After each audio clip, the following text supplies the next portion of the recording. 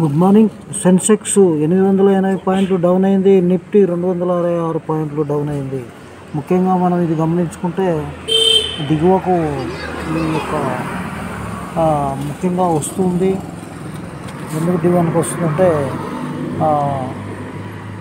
ముఖ్యమైన విషయాలు మనం గమనించుకుంటే సువెన్ ఫార్మా ఇకపై కోహెన్ లైఫ్ సైన్సెస్, అదేవిధంగా డివిడెంట్ రికార్డ్ తేదీ జూలై 10, డాక్టర్ రెడ్డీస్కు 1593 కోట్ల లాభం, ఏటీఎంలన్నీ పనిచేస్తున్నాయి, వదంతులు నమ్మొద్దు, బ్యాంకులు 3% వరకు పెరగనున్న మెర్సిడెస్ బెంజ్ కార్ల ధరలు, అదేవిధంగా 20% వాటా జపాన్ సంస్థకు.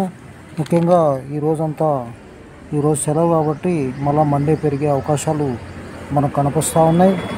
ముఖ్యంగా ఇవన్నీ కూడా మనం గమనించుకుంటే సీఏ పరీక్షలు వాయిదా, ఏటీఎంలన్నీ పనిచేస్తాయంటూ చెప్తున్నాను. నమస్తే, థ్యాంక్ యూ.